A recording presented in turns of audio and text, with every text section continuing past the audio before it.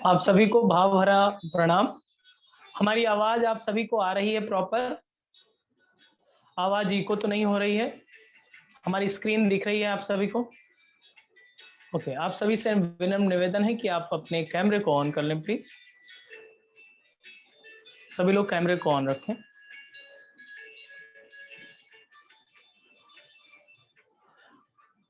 आइए इस योगमय राम कथा का श्रवण करेंगे पूरी श्रद्धा पूर्वक। पूरी मन स्थिति को बना लें कि हम सभी आज की इस अमृतमयी राम कथा का आनंद ले सकें और इस अमृतमयी ज्ञान की गंगा में डुबकी लगा सकें। आइए पूरी मनोभूमि बना लें कि हम सभी आज की इस राम कथा का रस का पान कर सकें। दोनों हाथ ज्ञान मुद्रा में, आंखें सहजता से बंद रखें, कमर सीधी रखें, मन को शांत स्थिर सहज अनुभव करें, सरल अनुभव करें।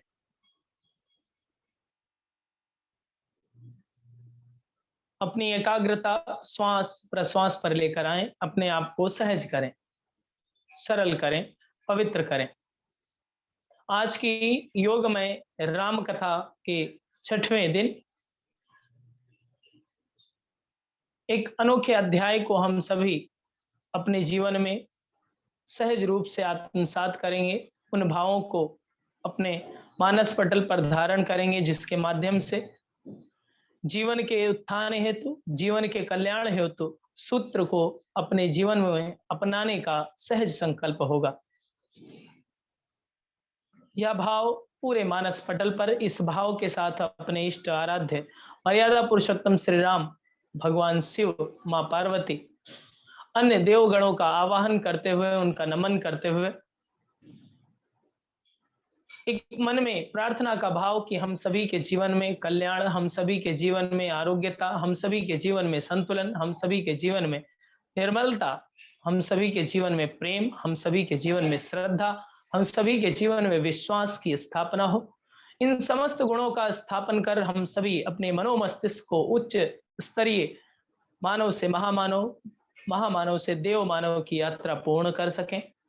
यह भाव, यह श्रद्धा, यह विश्वास पूरे मानस पटल पर हम सभी के और हम सभी के हृदय में प्रेम प्रकट हो सके, जिससे हम सभी को सहज रूप से कण कण में परमात्मा जो विराजमान है उसके सहज दर्शन हो सके। यह भाव उस परमात्मा चेतना का, इस भाव के साथ उस दिव्य सत्ता का स्मरण करें जिनकी कृपा से हम सभी का जीवन संचालित हो रहा है, हम सभी का जीवन पुलकित हो रहा है, विकसित हो रहा है।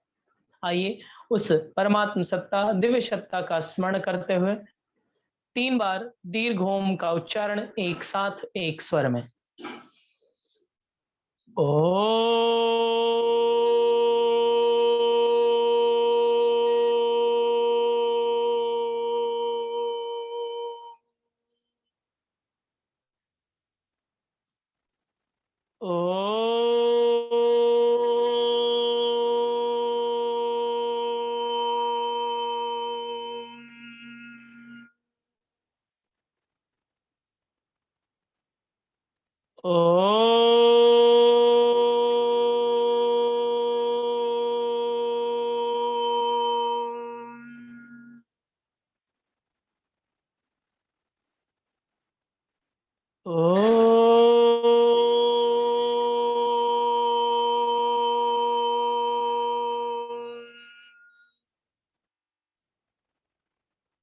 एक बार गायत्री महामंत्र का उच्चारण एक साथ एक स्वर में। ओम भूर्भुवः स्वः तत्सवितुर्वरेण्यम्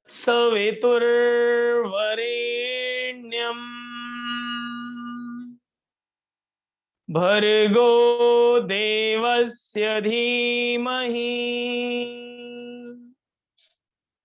धियो यो नः प्रचोदयात्।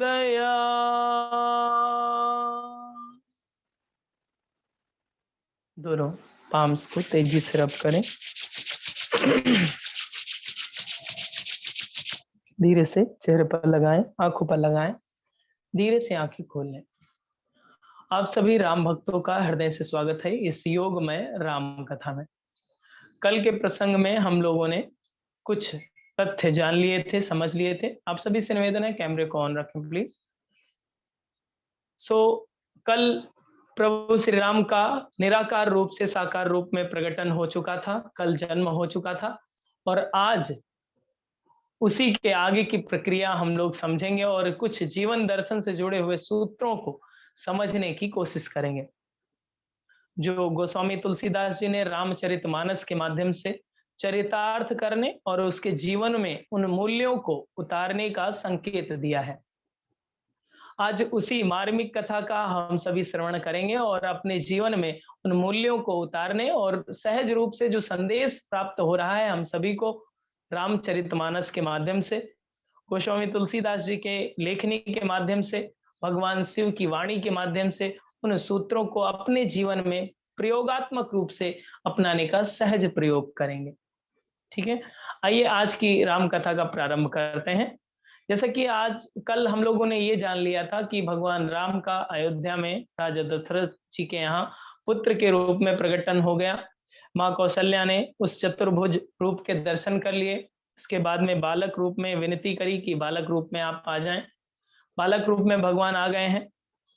अब सबसे पहला क्रम जो होता है, सबसे पहला कार्य जो होता है, आप सभी जानते हैं, आप सभी भली भांति इस बात से परिचित हैं कि सबसे शिशु के जन्म के बाद एक क्रम किया जाता है जिसे जात क्रम संस्कार कहा जाता है। ओके, जात क्रम संस्कार इन द सेंस नेवल को कट करने का, जो एक तो शिशु माँ के नाल से जुड़ा हुआ होता है तो उसको काटने का एक प्रावधान है और उस प्रावधान को किया जाता है, पहला कर्म होता है और उसे संस्कार के रूप में देखा जाता है जिसे जात क्रम संस्कार कहा जाता है। वो इसलिए कराया जाता है कि अब तक जो शिशु का पोषण हो रहा था माता के नाल से हो रहा था, उससे जुड़ाव था, उससे हो रहा था।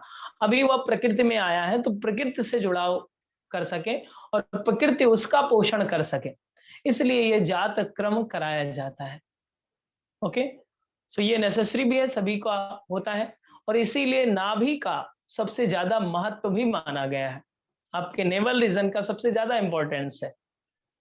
आप चाहे अपने शरीर रूप से देखें तो आपका नेवल रीजन में क्या है? डाइजेस्टिव सिस्टम, पाचन तंत्र। तो पाचन तंत्र अच्छा है तो स्वास्थ्य अच्छा है आपका। चक्रों की दृष्टि से देखें तो इसे मणिपुर चक्र कहा जाता है। यहाँ पर मणि है, मणि मतलब खजाना, तिजोरी है आपकी। तो ये जितना पावरफुल होगा उतना आप स्वस्थ जीवन में अपने को उन्नत बना पाएंगे और इसी से संबंधित है जात क्रम।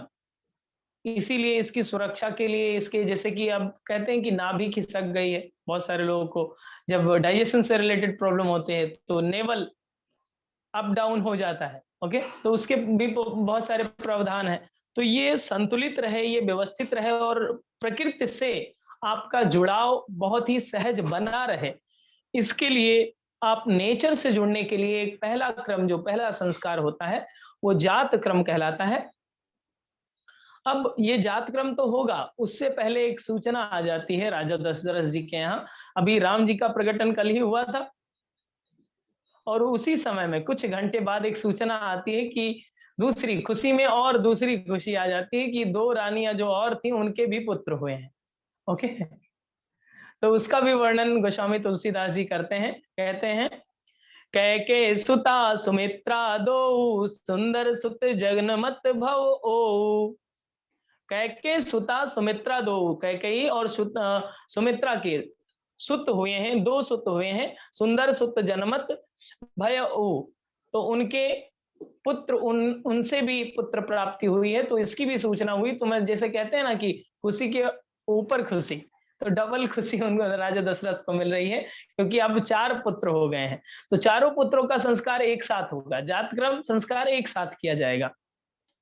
ठीक है, अब यहाँ पर जो जात क्रम संस्कार किया जाएगा उसका बहुत विस्तृत वर्णन करते हैं कि क्योंकि आज का जो कथा का प्रसंग है वो संस्कारों की परिपाटी पर भी है कि हम लोग संस्कार को अपने जीवन में कैसे देखेंगे, बच्चों में कैसे उसको अडॉप्ट कराएंगे, तो उन संस्कारों की परिपाटी है। क्योंकि पूरे जीवन में 16 संस्कार होते हैं जिसमें 10 संस्कार प्रमुख हैं। ओके, 10 संस्कारों की प्रमुखता बताई जाती है भारतीय संस्कृति में। उसी संस्कारों के अभाव में मनुष्य राक्षस बन जाता है, और उसी संस्कारों को जब धारण कराया जाता है मनुष्य को, तो वही साधारण मनुष्य भगवान का रूप ले लेता है, राम बन जाता है, कृष्ण बन जाता है, स्वामी विवेकानंद बन जाता है, बुद्ध बन जाता है। लेकिन उन्हीं संस्कारों के अभाव से व्यक्ति, एक सामान्य व्यक्ति ही आतंकवादी बन जाता है और उसको उसकी हत्या करनी पड़ती है, महिषासुर बन जाता है। संस्कार नहीं मिलते हैं तब, तो उसको कहीं ना कहीं संतुलित करने के लिए प्रकृति को कुछ कदम उठाने पड़ते हैं। ठीक है, तो यहाँ पर दुगनी खुशी हो रही है पूरी अयोध्यापुरी में, तो उसको भी वर्णन करते हैं गोस्वामी तुलसीदास जी और कहते हैं, अवधपुरी सोई यही भांति प्रभु मिलन आए जन राति, अवधपुरी सोए है बही भांति प्रभु मिलन आए जन राति। यहाँ पर ऐसी खुशी, ऐसा चकाचौंध, ऐसी सजावट हो रही है कि रात्रि स्वयं मिलने आई है प्रभु से। रात्रि जैसे कि अभी रात हो गई है, तो रात्रि स्वयं प्रभु से मिलने आई है, सूर्य स्वयं प्रभु से मिलने आए हैं, चंद्रमा स्वयं प्रभु से मिलने आए हैं। तो वहां पर संतुलन की क्या बात होगी, वहां पर दिन और रात को तो कोई पता ही नहीं चल रहा है। उसको भी वर्णन करते हैं, कहते हैं कि मास दिवस कर दिवस भा, मास दिवस कर दिवस भा, मरम न जाने कोय, रथ समेत रव थकयऊ, निशा कौन विद होय, सियावर रामचंद्र की जय। ये स्थिति थी अयोध्या की। ओके, एक बार फिर से आप सभी लोग इससे, इस लाइन से जुड़िए, मास दिवस कर दिवस भा, मरम न जाने कोई, रथ समेत रवि थकयू, निशा कौन विद होय, सियावर रामचंद्र की जय। यहाँ पर गोस्वामी तुलसीदास जी कहते हैं कि मास दिवस कर दिवस भा, एक मास का, एक महीने का एक दिन हो गया। जिस दिन राम जी का जन्म हुआ उस दिन लिखते हैं गोस्वामी तुलसीदास जी कि एक दिन का, एक महीने का एक पूरा दिन हो गया। ठीक है, मर्म न जाने कोई, इसका मर्म कोई नहीं जानता। क्यों ये ऐसा क्यों हुआ? क्योंकि सूर्य स्वयं उपस्थित थे, भगवान के दर्शन करना चाहते थे। लाइन भीड़ बहुत थी, नंबर बाद में आया, भगवान सूर्य वहीं पे थे, तो रात कैसे होगी जब सूर्य स्वयं उपस्थित है और रात स्वयं दर्शन करना चाहती है। तो सूर्य के रथ, वहां पर आगे लिखते हैं, रथ समेत रव थकयु, रथ भी थक गया भगवान सूर्य का, उनका रथ और उनके सारे घोड़े भी थक गए, क्योंकि एक महीने से लगातार दिन ही हो रहा था। निशा कौन विध होए, अब सूर्य की उपस्थिति में रात कैसे हो सकती है? तो ये कुछ अलौकिक स्थितियां थी जब प्रभु राम का प्रकटन हुआ। इस तरह का माहौल था जहां पर देवी देवता और सारे लोग, एक एक महीने के दिन हो गए थे जिस दिन भगवान प्रभु राम का अवतरण हुआ। यहाँ पर थोड़ी सी सोचने वाली बात है कि एक एक महीने का दिन कैसे, कि इतनी सात्विकता हो गई, इतना सत्व गुण बढ़ गया कि रात्र में भी, जैसे कि नवरात्रि है, सब रात दिन पूजा क्रम चल रहे हैं। किसी को कोई दिन रात का कोई जैसे कि डिवाइडेशन नहीं होता है कि जैसे कि 9 से 12 के बीच में तामसिक गुण माने जाते हैं, लेकिन जब संधि वेला होती है, जब संक्रमण काल होते हैं, तो इसमें कोई अवरोध नहीं होता, तब पूरा 24 आवर्स आपका सत्व प्रधान हो जाता है। जैसा कि एकादशी, पूर्णिमा, अमावस्या, नवरात्रि, चैत्र नवरात्रि या आश्विन नवरात्रि, दोनों, इन सारे तिथियों में ये संक्रमण काल माना जाता है। और संक्रमण काल में 24 घंटे सत्व प्रधान होते हैं, 24 घंटे एक सात्विक ऊर्जा पोषण करती है पूरी वसुंधरा का। तो वहां पर एक महीने तक, पूरा एक महीने तक सत्व प्रधान हो गई थी, क्योंकि पूरी अयोध्या में राम का प्रक्रम था। वहां पर राम के दर्शन, मर्यादा पुरुषोत्तम राम जो स्वयं निराकार रूप हैं, साकार रूप में आए थे, उन्हीं का दर्शन करने सभी देवता गण उपस्थित थे। ठीक है, अब ये स्थिति जब बन गई, अब इसके बाद में जब आगे का कार्यक्रम होगा, फिर भगवान शिव अब माता पार्वती से एक बात कहते हैं कि इसी स्थिति में हमने भी एक कुछ काम किए जो अभी तक किसी को नहीं बताया है, और भवानी आपसे हम कह रहे हैं। वो कहते हैं, और एक कहूँ निज चोरी, और एक कहूँ निज चोरी, सुन गिरजा अति दृढ़ मति तोरी, और एक कहूँ निज चोरी। उन्होंने भी एक चोरी करी, भगवान शिव ने भी एक चोरी करी। उसको एक्सप्लेन करते हैं कि सुनो गिरजा, सुनो हे पार्वती माता, आप सुनिए कि क्या चोरी करी थी हमने। और एक करहूं करहूं निज चोरी, सुन गिरजा अति दृढ़ मति तोरी। क्योंकि अब आप उस बात को सुनने के लिए सक्षम हैं, क्योंकि अब आपकी श्रद्धा बन चुकी है, अब आपकी प्रभु श्री राम में श्रद्धा बन चुकी है, इसलिए आप अब उसमें सक्षम हैं। और आप इस बात को सुन लीजिए कि हमने क्या चोरी करी थी। काक भुसुंडी संग हम दो, मनुज रूप जानहि सन को। काग भुसुंडी और स्वयं शंकर जी दोनों लोग साथ में गए थे दर्शन करने मनुष्य के रूप में, लेकिन ये बात कोई नहीं जानता। ये बात स्वयं भगवान शिव माता पार्वती से कहते हैं। काग भुसुंडी जी और भगवान शिव स्वयं दोनों लोग मनुष्य के रूप में भगवान श्री राम के दर्शन करने अयोध्यापुरी में गए थे, जिस अयोध्यापुरी का नव निर्माण, पुनः निर्माण अब हो रहा है। तो हम लोग भी दर्शन करने पुनः से जाएंगे। ओके, कभी भी जब निर्माण हो जाए फिर चलेंगे। तो काग भुसुंडी के संग भगवान शंकर ये चोरी करी, इसका एक्सेप्ट कर लिया भगवान शिव ने माता पार्वती से, क्योंकि अब उनकी मति, अब उनकी बुद्धि, अब उनकी श्रद्धा बढ़ चुकी थी भगवान राम के प्रति। अब इस स्थिति में होता क्या है, जिसे राजा दशरथ बहुत प्रसन्न है, तो उसमें क्या करते हैं, सबरन दान दीन सबको, जही पावा राखा नहीं तो। सब कुछ दान में दे दिया, जो कुछ था ले जाइए, ये किताब चाहिए आपको ले जाइए, मोबाइल चाहिए ले जाइए, लैपटॉप चाहिए ले जाइए, कोई कुछ मांगा उसको वो ले गए, दे दिया, दान में दे दिया। लेकिन वहां की स्थिति, राम के पराक्रम से स्थिति ये थी कि जिसने पाया, जैसे हमको ये पुस्तक मिली तो हमने पढ़ करके दूसरे को दे दिया, अपने पास नहीं रखा। ये मनोवृत्ति बन गई कि कोई अपने पास इकट्ठा करने की नहीं सोच रहा था वहां पर, जिसको जिसकी उपयोगिता था, उपयोगी हो गया, उपयोग में ले लिया, इसके बाद में दूसरों को दे दिया। तो किसी ने अपने पास नहीं रखा, अपने उपयोग लिया, एक से लिया दूसरे को लिया, तो इससे संतुलन बना, इससे पूरे राज्य का संतुलन बना, इससे पूरी सृष्टि का संतुलन बना। कोई दीनहीन नहीं रहा, समता का भाव आ गया, कोई हीन नहीं रहा, कोई गरीब नहीं रहा, केवल प्रभु राम का भी जन्म हुआ है, इसके प्रभाव से ये चीजें हो रही थी। ओके, तो इसको कहते हैं सबरन दान दीन सबको, जही पावा राखा नहीं ताऊ। कुछ भी नहीं रखा किसी ने, बस एक से मिला दूसरे ने पास किया। तो ये बात धीरे धीरे पास होती गई और सबको संतुलित रूप में ये राम कथा पहुंच गई। जो लोग लाइव नहीं जुड़े हैं वो यूट्यूब के माध्यम से देखते हैं, जब समय मिलते हैं वो देखते हैं, लेकिन लाइव का आनंद ही अलग है, निश्चित समय का, निश्चित अवधि का, उसका आनंद अलग होता है। चलिए, अब शिव जी कहते हैं, अब यहाँ पर जो जैसे कि आपका जो जात क्रम हो जाता है, जात क्रम आगे होगा, हम लोग और थोड़ा सा इसको शिव जी और थोड़ा सा एक्सप्लेन करना चाहते हैं। अब जैसे माता पार्वती कहते हैं कि मनुष्य का रूप धर कर गए थे, और भी रूप में चले जाते तो क्या होता, तो भगवान शिव कहते हैं, नरतम सम नहीं कौनहु देहि, जीव चराचर जाचत चेहि। इस बात का एक्सप्लेनेशन करते हैं कि नर तन सम नहीं कौनहु देहि। आप सभी को कौन सा शरीर मिला हुआ है? यस, मनुष्य, ह्यूमन बींग्स, सभी ह्यूमन बींग्स ही बैठे हुए हैं सामने। ओके, तो हम लोग मनुष्य तन है, और इसका एक्सप्लेनेशन भगवान शिव कर रहे हैं कि नर तन सम नहीं कौनहु देहि। नर के समान कोई देह नहीं है, सबसे सर्वोत्तम देह है। अब क्यों है इसका भी वर्णन करेंगे आगे। तो सबसे उत्तम देह किसको मिला है?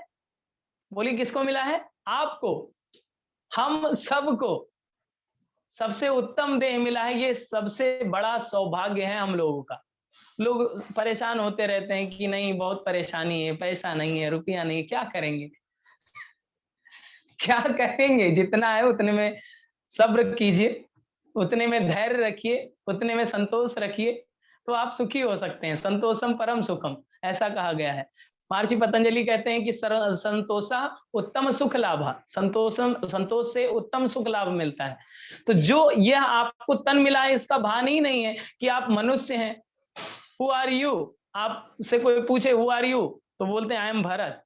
तो भरत कौन है? भरत ये केवल कुछ लोगों ने इसका नाम रख दिया इस शरीर का। आप किसी नाम से थोड़ी जाने जाते हैं, आपका अस्तित्व कुछ और है। आपके अस्तित्व में ईश्वरीय चेतना निवास करती है, तो साक्षात आप ईश्वर का अंश हैं। और उस अंश को अगर आप पहचान जाएं तो साक्षात आप स्वयं ईश्वर हो जाएंगे। उसी को पूरी प्रोसेस है मनुष्यता में, वो संभावना है कि वो मनुष्य से ईश्वर तक की यात्रा पूरी कर सकता है। ये अपॉर्चुनिटी है हम लोगों के लिए। कहां तक कौन यात्रा पूरी करता है आगे देखते हैं इस राम कथा में। ठीक है, आगे कहते हैं नर तन सम नहीं कौनो देहि, जीव चराचर जाचत जेहि, जीव चराचर जातत जेहि। सभी लोग, पूरा अखिल विश्व, देवी देवता इसको चाहते हैं, इस देह को चाहते हैं। इसीलिए ये श्रेष्ठ है, क्योंकि इसकी श्रेष्ठता इस तरह से वर्णन करते हैं, साधन धाम मोक्ष कर द्वारा, साधन धाम मोक्ष कर द्वारा, पाई न जई परलोक संवारा। इस जन्म को आप संवार सकते हैं, परलोक को भी आप संवार सकते हैं। साधन धाम मोक्ष कर द्वारा, पाई न जई परलोक संवारा। इस मनुष्य जन्म से आप इस जन्म को तो संवारेंगे ही, परलोक को भी संवार देंगे। जो आगे का जन्म है उसको भी सार्थक बना सकते हैं इसी मनुष्य शरीर में। इसमें ये संभावना है, क्योंकि इसमें साधना आप कर सकते हैं। अभी आपको भैंस बना दिया जाए, बैल बना दिया जाए, और वो कोई जानवर बना दिया जाए, और आप सोचे आपके मन में बहुत कुछ हो कि आप उपासना करेंगे, आप नवरात्रि व्रत रहेंगे, संभव है? संभव नहीं होगा, क्योंकि वहां पर साधना की अनुमति ही नहीं है।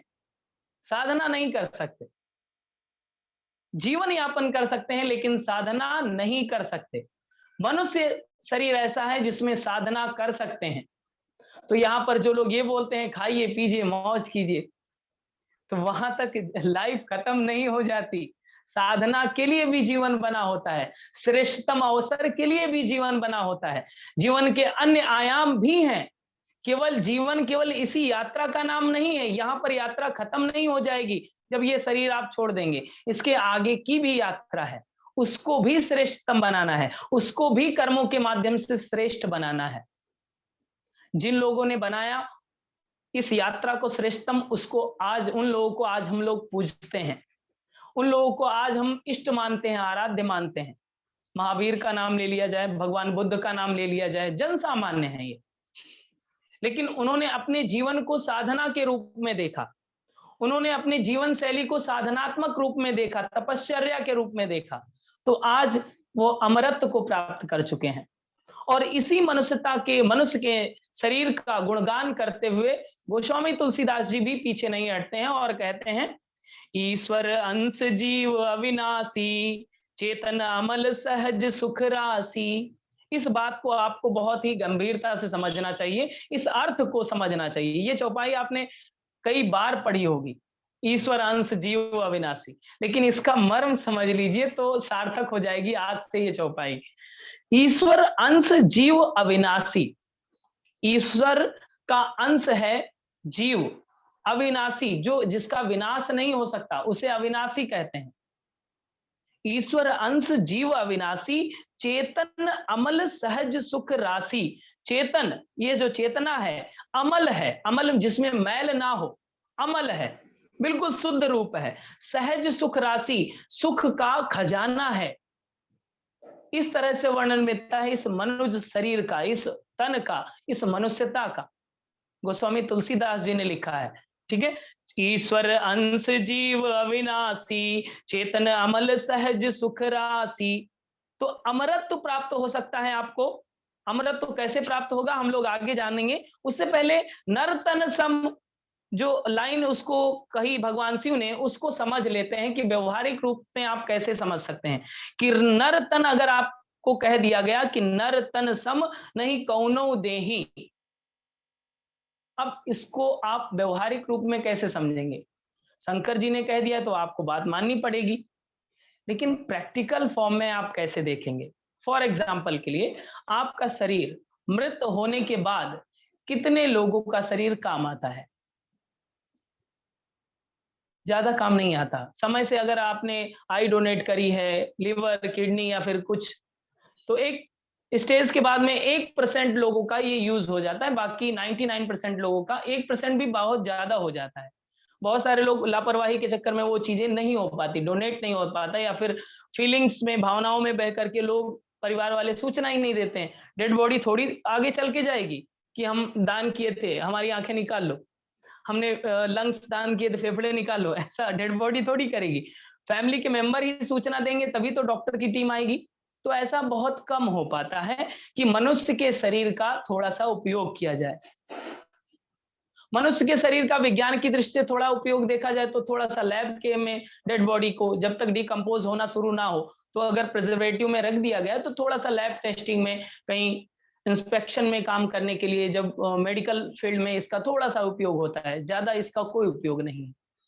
लेकिन किसी का कोई परिवारजन होगा, हितैषी होगा, तो क्यों देगा उस लाश को, उसका संस्कार कराएगा।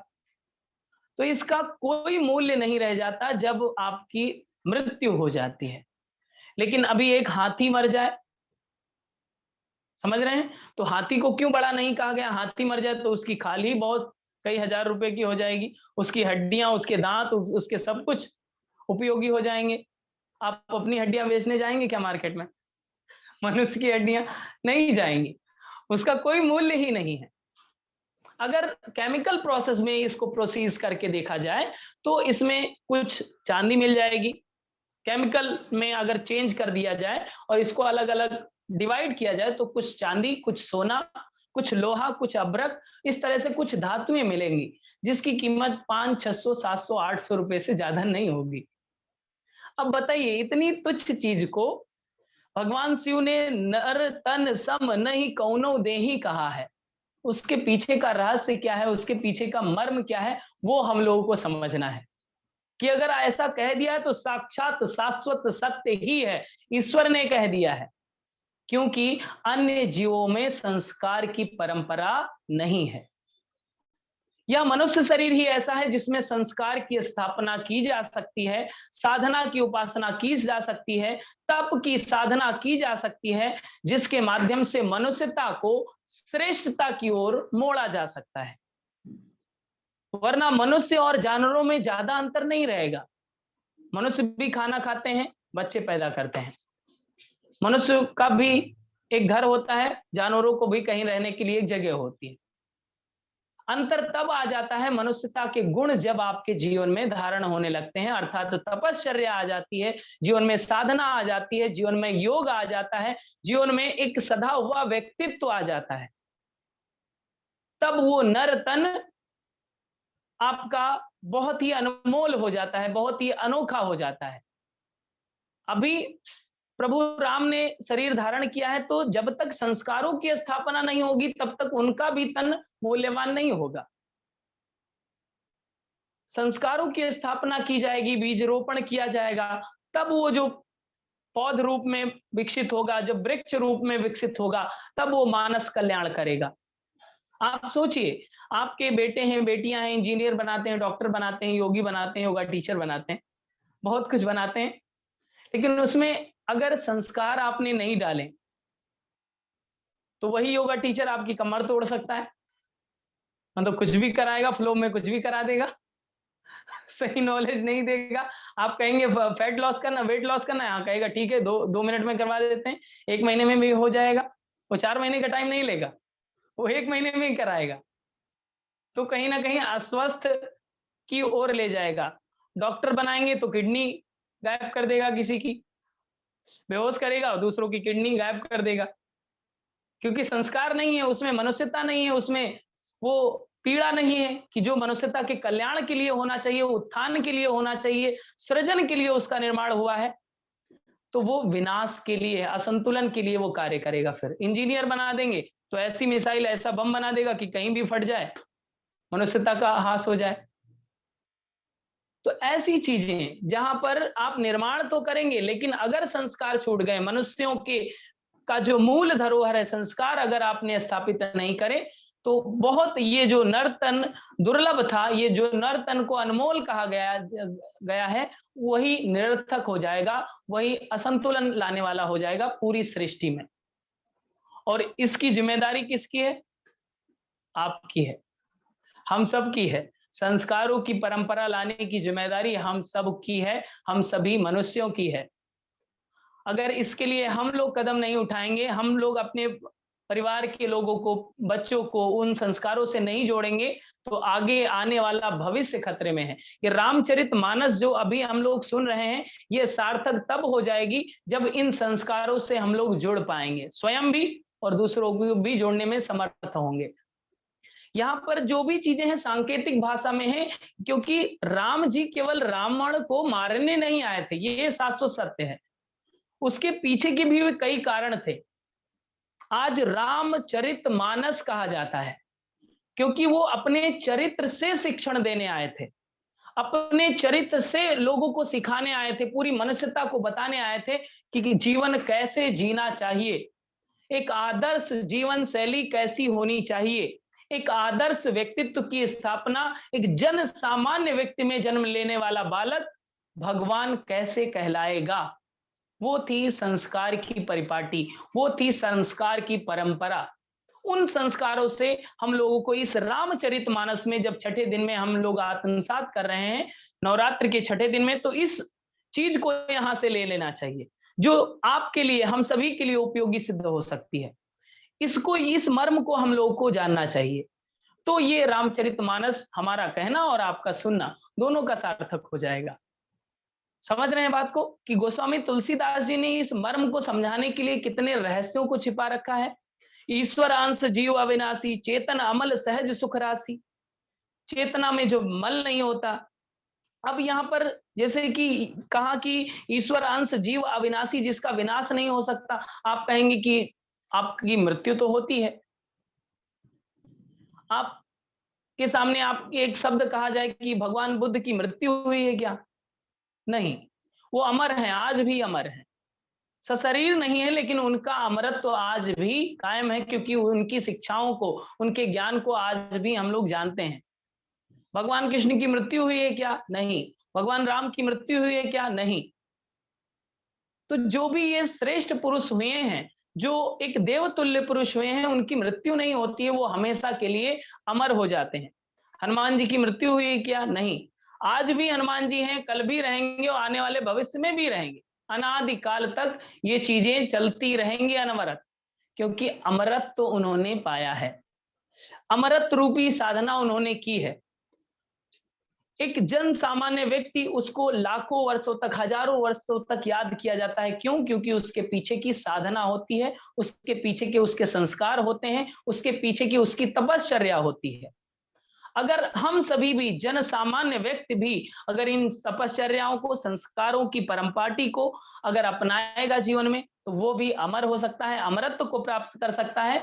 और जो आगे कहा कि चेतन अमल सहज सुख राशि, सुख के खजाने को प्राप्त कर सकता है। तो जब सुख का खजाना मिलने वाला है, तो छोटी छोटी चीजों से कैसा सुख हमें मिलेगा? आईफोन ले लेते हैं, आईपैड ले लेते हैं। तो इन सब चीजों से सुख आपका तुच्छ हो जाएगा, क्योंकि सुख का खजाना आपको प्राप्त हो जाएगा। ठीक है। अब यहां पर आगे बात कहते हैं कि अगर आपके मन में भी प्रश्न ये उठना चाहिए कि अगर ईश्वर का अंश है यह जीव, ईश्वर अंश जीव अविनाशी, चेतन अमल सहज सुख राशि, चेतन अमल है जिसमें मैल नहीं है, तो आप क्यों इस मैल में फंस जाते हैं? आप में भी जीवन ईश्वर का अंश है, तो ये इसका कारण क्या है उसको स्पष्ट करते हैं गोस्वामी तुलसीदास जी। कहते हैं, भूमि परत भाबा डाभर पानी, तिमिता तिमि जीव ही माया लपटानी। इसको आप थोड़ा सा संधि विच्छेद करके इसको आप समझिए। भूमि परत भाडा भर पानी, तिमि जीव ही माया लपटानी। इसको आप समझिए कि बारिश का पानी, यहाँ पर भूमि परत भा डाभर, डाभर मतलब मटमैला होता है, डाभर मतलब मटमैला, मिट्टी से मिला हुआ पानी, तिम जीवई माया लपटानी। बारिश के पानी की तुलना की गई है यहाँ पर। जब बारिश का पानी, जैसे कि आप आजकल चर्चा में है कि बारिश का पानी बचाइए, सेव वाटर, बारिश का पानी, क्योंकि बारिश का पानी बिल्कुल डिजिटल वाटर होता है, फिल्टर वाटर होता है, उससे ज्यादा शुद्ध वाटर कोई नहीं हो सकता। लेकिन वो कब पीने योग्य नहीं रहता? जैसे ही भूमि पर स्पर्श होगा, भूमि परत भा डाभर पानी तिम जीवई माया लपटानी। जैसे व्यक्ति का जीव का जन्म होगा, वैसे उसी तरह से माया में लिप्त जाएगा, जिस तरह से एक डिजिटल वाटर, बिल्कुल शुद्ध जल मिट्टी पर, धरती पर पड़ते ही मटमैला हो जाता है, पीने योग्य नहीं रह जाता। उसके लिए भी प्रावधान है कि आपके पास फिल्टर मशीन है, वाटर फिल्टर करते हैं, राइट? उसी तरह से जीवन को भी फिल्टर करने के लिए, जन्म हो गया है कोई बात नहीं, इसको भी फिल्टर करने के लिए प्रावधान बनाए गए हैं। योग साधना है, संयम की साधना है, तपश्चर्या की साधना है, संस्कारों की साधना है। तो ये पानी पुनः से पीने योग्य बन सकता है, क्योंकि बारिश का पानी पीने योग्य होता है, लेकिन भूमि पे पड़ते ही आप पी नहीं सकते, मटमैला हो जाता है।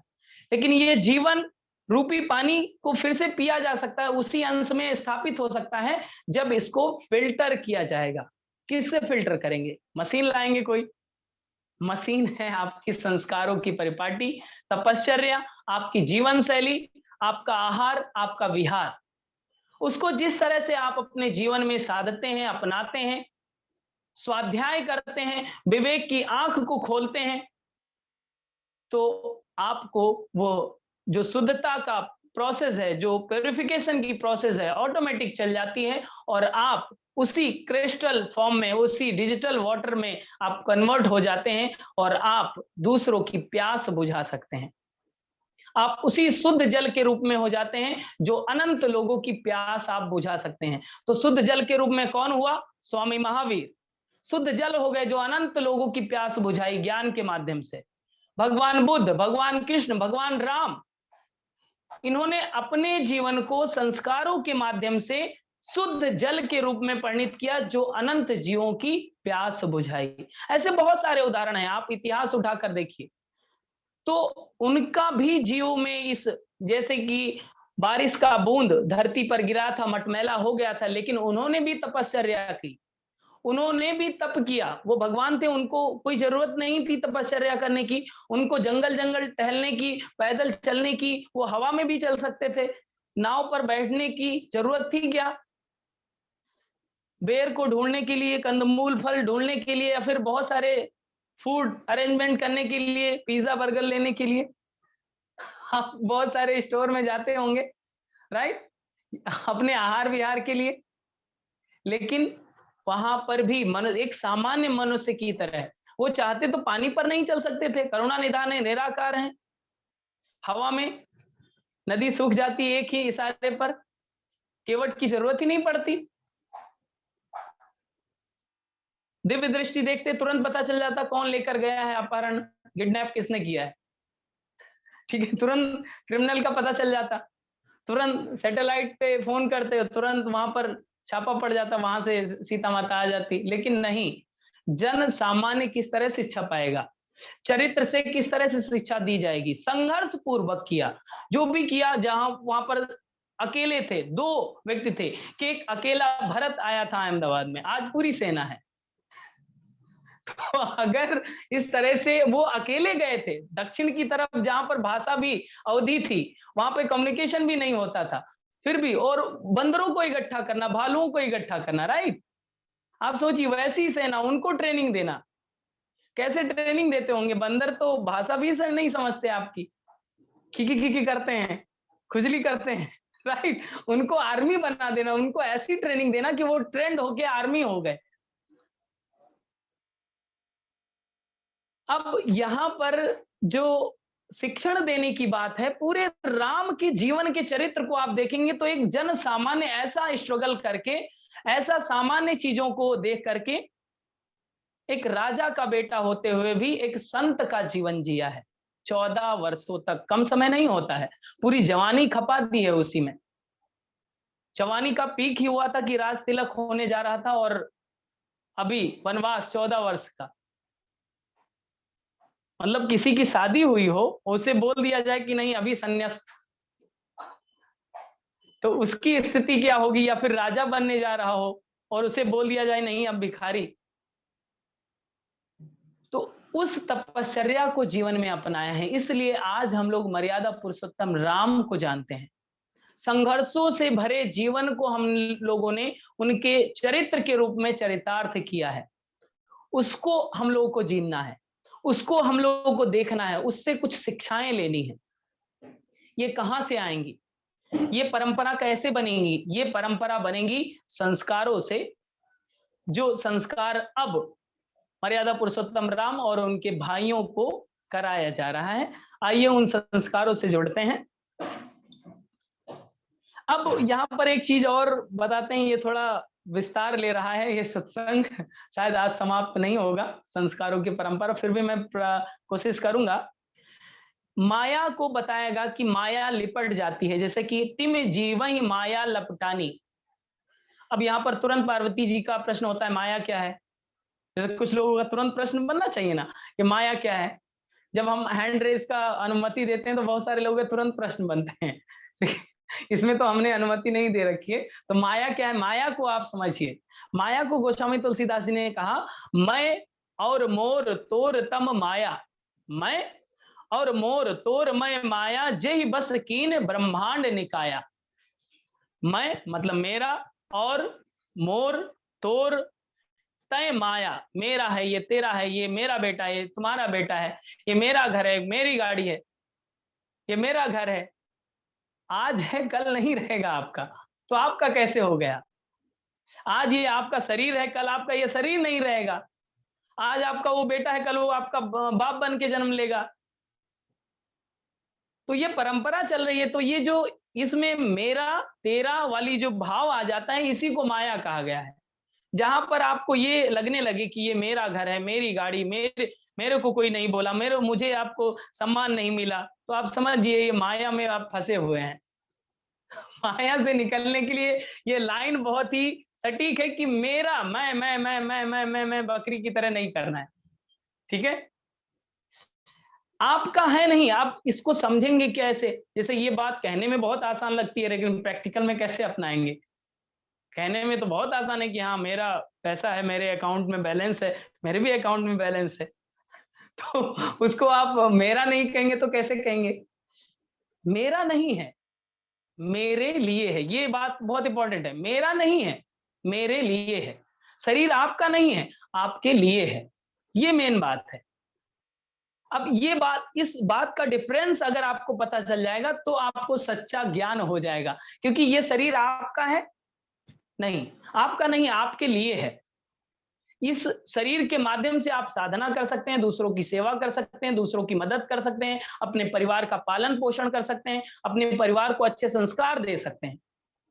अपने परिवार को, अब जब मेरा आ जाएगा कि मेरा घर है, मेरा शरीर, मैंने कमाया, तो वहीं पर परिवार में भी असंतुलन आता है।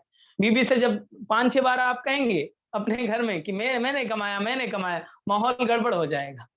आप लोगों को अनुभव होगा इसका, मुझे व्यक्तिगत अनुभव नहीं है, मैं केवल पढ़कर भी बता रहा हूं। ओके? तो जैसे ही मैं वाला भाव आएगा, क्योंकि कोई भी साधन, कोई भी चीजें जो चारों तरफ आपके घिरे हुई हैं, आपकी नहीं है, आपके लिए है। ये पुस्तक मेरी नहीं है, मेरे लिए है, मेरे लिए सहायक हो सकती है। अगर हमारे पास है तो मेरे लिए सहायक हो सकती है।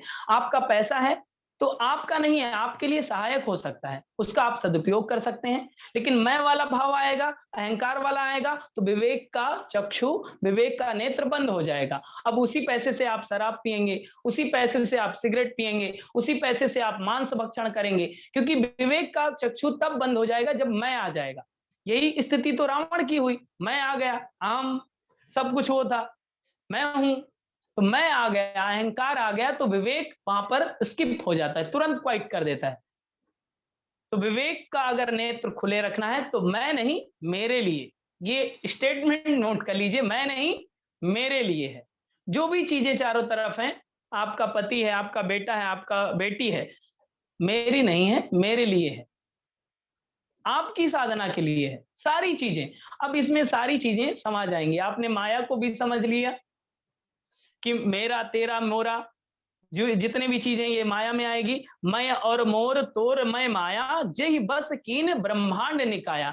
इसी में पूरा ब्रह्मांड फंसा हुआ है, ऐसा गोस्वामी तुलसीदास जी कहते हैं। इसी में पूरा ब्रह्मांड फंसा हुआ है, मैं। और अगर मेरे लिए अगर समझ लें तो बात बन जाएगी। इस चीज को हम लोगों को समझना है। ये बात गोस्वामी तुलसीदास जी कहते हैं। ओके, अब इससे बात कैसे बनेगी और उसको भी स्पष्ट कर देते हैं। शायद मुझे यहीं पर बात पूरी करनी पड़ेगी, आगे की बात कल दोहराई जाएगी।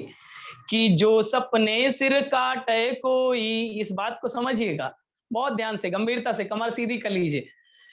जो सपने सिर काटे कोई, बिन जागे दुख दूर न होई। समझ गए बात को? अगर सपने में आपका कोई मर्डर कर रहा है, गला काट रहा है, आपको उतनी ही पीड़ा होगी जितना जिंदा में आपको वास्तविक में गला काट रहा होगा। होता है, ऐसा नहीं होता है? आपको सपने में एक्सीडेंट हो जाता है, उतनी ही पीड़ा होती है। यही बात गोस्वामी तुलसीदास जी कहते हैं कि जो सपने सिर काटे कोई, बिन जागे दुख दूर न होई। अगर जग जाएंगे तो दुख दूर हो जाएगा, अगर सोते रहेंगे तो दुख में ही पड़े रहेंगे। तो जगना क्या है? विवेक की आंख। विवेक आपका जागृत हो जाए, ज्ञान आपका जागृत हो जाए, वास्तविक अनुभव आपको हो जाए, तो आपको दुख नहीं होगा। जैसे जो लोग बोलते हैं, मुझसे भी बहुत सारे फोन आते हैं, बहुत सारी काउंसलिंग मैं करता हूं, तो लोग बताते हैं कि सर बहुत परेशान है, बहुत दुख है, इतना दुख तो कभी नहीं झेला। अंदर से हंसी भी आती है कि गोस्वामी तुलसीदास जी ने देखिए स्पष्ट कर दिया है, पहले से किसी काउंसलिंग की जरूरत नहीं है। अगर हम लोगों ने रामचरितमानस को चरितार्थ रूप में अनुभव किया होता तो आज किसी काउंसलर की जरूरत नहीं पड़ती, क्योंकि स्पष्ट रूप से एक लाइन में कह दिया, जो काउंसलर 6 घंटे लेता है एक बात को समझाने के लिए। जो सपने सिर काटे कोई, बिन जागे दुख दूर न होई। आपको बिना जागे ये दुख दूर नहीं होगा। मतलब अविद्या, जब तक अविद्या रहेगी, अविद्या मूल कारण बताया गया है दुख का।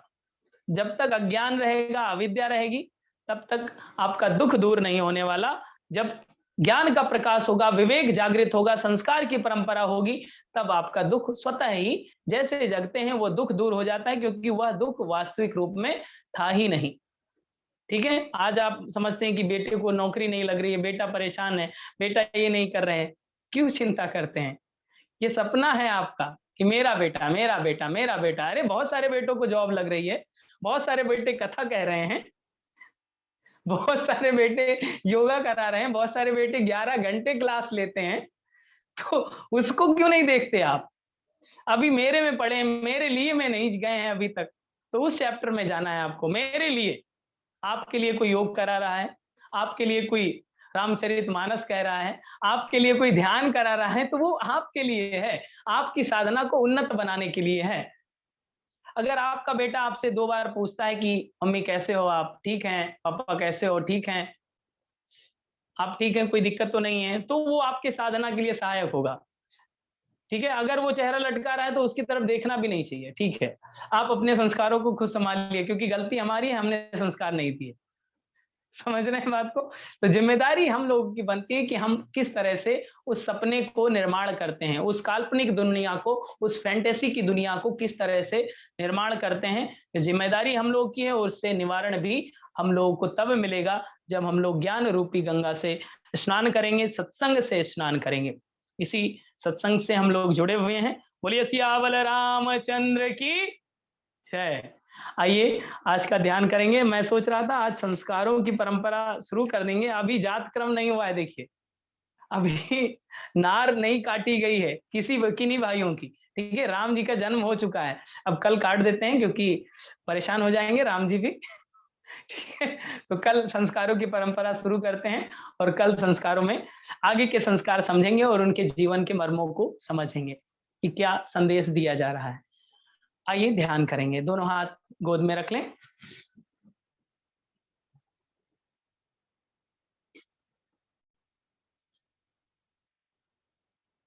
सभी लोग कैमरे को ऑन कर लें, ध्यान में विशेष ध्यान दें।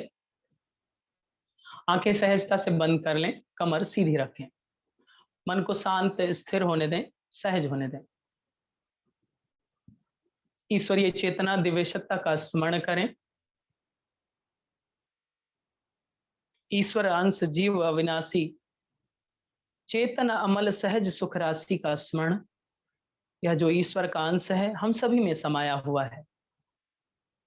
जीव अविनाशी है, इसका विनाश नहीं हो सकता। इसी का वर्णन श्रीमद् भगवद गीता में किया गया है। चेतन अमल है, यह चेतना मल से रहित है, दोष से रहित है, सहज सुख राशि है, सुख का खजाना है, सुख का भंडार है। इस नर तन सम नहीं कौनो देहि, अर्थात इस मनुष्य से श्रेष्ठ कोई देह नहीं है। हम सभी का सौभाग्य है कि इसी देह को हम सभी ने धारण किया है। इसमें अनेकानेक संभावनाएं छिपी पड़ी हैं। जीवन की इस यात्रा में जब हम सभी स्वयं के प्रति सजग, स्वयं के प्रति जागरूक, स्वयं के प्रति सहज होते हैं, तो यह विभूतियां हमें स्वतः ही प्राप्त होने लगती हैं। इस सहज अनुभव को आत्मसात करते जाएं। इस सौभाग्य को सराहें कि हम सभी मनुष्य हैं और यह तन सुर दुर्लभ है, देवताओं के लिए भी कठिन है। ऐसा शरीर हम सभी को मिला है जिससे सब कुछ करना संभव है, जिसमें अनंत संभावनाएं हैं। यह ऐसा अनोखा अनमोल शरीर मिला हुआ है जिसमें ईश्वर का अंश समाया हुआ है, जिसमें चेतना की श्रेष्ठ अवस्था समाई हुई है। ऐसा सौभाग्य अन्य जीवों को नहीं प्राप्त हुआ जिसमें चेतना अमल रूप में स्थापित हो, जिस चेतना में कोई मल ना हो, जो सुख राशि हो। यह परम सौभाग्य परमात्मा सत्ता ने हम सभी को दिया है श्रेष्ठ कर्म के लिए, जीवन को सहजतम श्रेष्ठतम दिशा देने के लिए, जीवन में संस्कारों की स्थापना के लिए, मनुष्य जीवन में मनुष्यता के गुण का स्थापन के लिए। ऐसी सहज परंपरा हम सभी की हो। हम सभी इसी सहज परंपरा से अपने आप को जोड़ सकें, अनुभव करें। यह जो गौरव, यह जो सहज अनुभव इस मनुष्यता का हम सभी को प्राप्त हो रहा है, यह अनमोल है। आज की इस अमृतमयी कथा से ऐसा अनुभव हो रहा है जैसे इस अमृतमयी गंगा में स्नान करने के बाद उसी तरह से, जिस तरह से एक लैंप में निरंतर जलाने पर कालिख लग जाती है तो प्रकाश दिखता नहीं है, यह ईश्वर का अंश भी छुप गया है और इस ज्ञान रूपी गंगा से स्वतः ही पुनः प्रकाश में यह लैंप जलने लगा है। लैंप से पुनः प्रकाश प्रस्फुटित हो रहा है, क्योंकि हम सभी अनुभव कर चुके हैं इस सहज रूप को, सरल रूप को, पवित्र रूप को।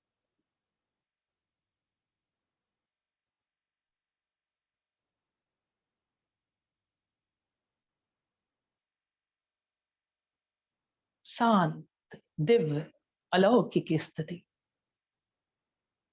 अब यह जो अनुभव है वो अनमोल है, क्योंकि यह ईश्वर का अंश है, प्रकाश का पुंज है, दिव्य शक्ति का केंद्र है। चेतना की श्रेष्ठतम अवस्था है, दिव्य स्थिति है, अनमोल स्थिति है, अनोखी स्थिति है।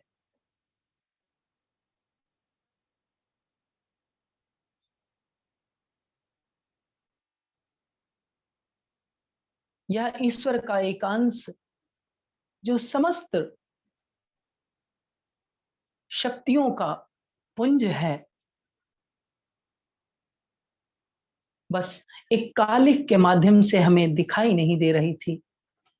वह कालिक अंधकार का था, वह कालिक अज्ञान का था।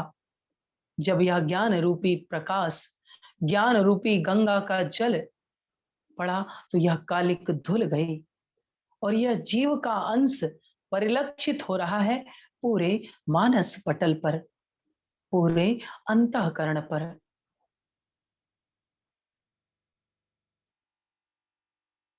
यह दिव्य स्थिति है हम सभी की।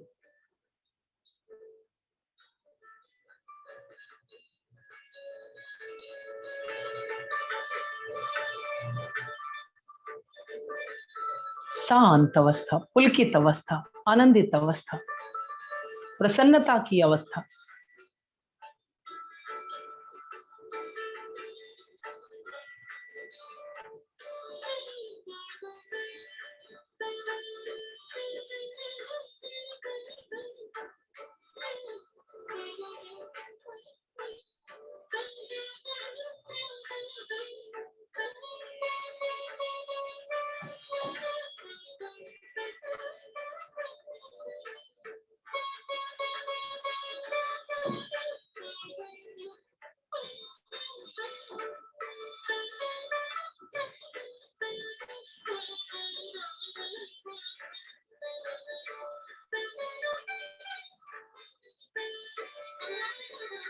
शांत स्थिति, सहज मन, सरल मन, पवित्र मन, पवित्रता का सहज अनुभव, सरलता का सहज अनुभव, आनंद का सहज अनुभव।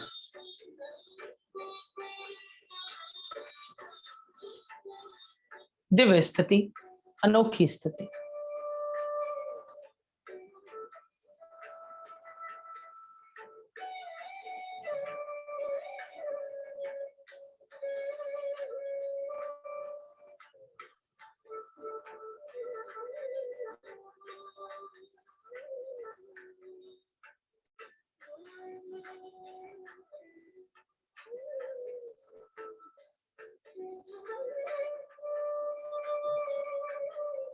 ईश्वरीय चेतना का स्मरण मानस पटल पर, ईश्वरीय चेतना का दिव्य स्मरण प्रकाश के रूप में, क्योंकि यह प्रकाश पूरे अंतःकरण में समाहित हो गया है। इस प्रकाश से पूरा अंतःकरण प्रकाशित हो गया है, प्रकाशमय हो गया है। यह मर्यादा पुरुषोत्तम श्री राम की कृपा है जो हमको प्राप्त हो रही है, जो हम सभी इस कृपा के पात्र बन रहे हैं। शांत स्थिति, सहज मन, सरल मन, पवित्र मन।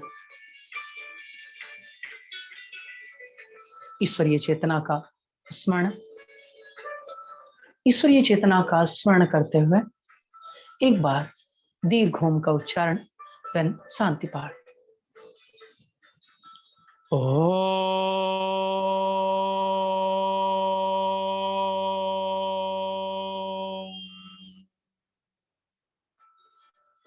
ओम शांति शांति शांति। रब बोथ palms,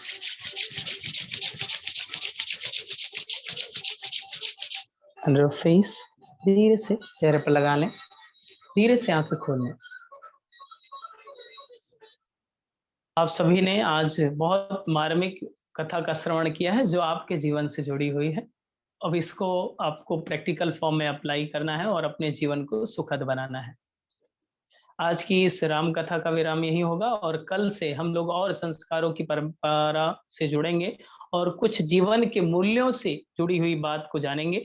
इस जैसे कि अभी राम कथा का आयोजन हो रहा है, ओके, तो इसके बाद में इस आज छठा दिन है, कल सातवां और परसों आठवां, परसों हम इस कथा का पूरा पारण करेंगे। तो इसके बाद में जो आगे की परंपरा है, हमको प्रेरणा अंदर से ये आ रही है, हमारा मन ये है कि हम आगे भी इस तरह से चलाते रहें कुछ ऐसा सत्संग। अभी तो अनुकूल समय नहीं है, जब भी अनुकूल समय लगेगा तब हम लोग लाइव जुड़ा करेंगे और उस तरह से श्रीमद् भगवत गीता है और उपनिषद हैं, कुछ आर्ष उपनिषद हैं, वेद हैं और भी पुराण कुछ हैं जो बहुत ही मार्मिक हैं। 18 पुराणों में कुछ पुराण परंपरा बहुत ही मार्मिक है उनको, तो उन सभी का, क्योंकि हमने मेरा सौभाग्य रहा है, मुझे सभी का अध्ययन करने का मौका मिला है, तो मैं उन सभी को बहुत ही व्यवहारिक भाषा में आप तक पहुंचाने की कोशिश करूंगा। ओके, चलिए, ये संकल्प है हमारा कि आगे जीवन में इस तरह की कार्यक्रम हम चलाते रहेंगे। इस नवरात्र में हमने संकल्प, एक अच्छा संकल्प किया है। ओके, चलिए, जयकारा लगाएंगे। बोलिए सियावर रामचंद्र की जय। बोलिए सियावर रामचंद्र की जय। देखिए आवाज नहीं आ रही है, आप थोड़ा आवाज लगाइए ताकि घर वालों को आपके पता चले कि आपने कथा ज्वाइन की थी। ओके, चलिए, बोलिए सियावर रामचंद्र की जय। बहुत अच्छे, आप सभी में ईश्वरीय चेतना का जो विराजमान स्वरूप, साक्षात स्वरूप है, उसको मेरा कोटि कोटि प्रणाम। कल मिलते हैं कल के योग में, राम कथा में। साधुवाद, धन्यवाद।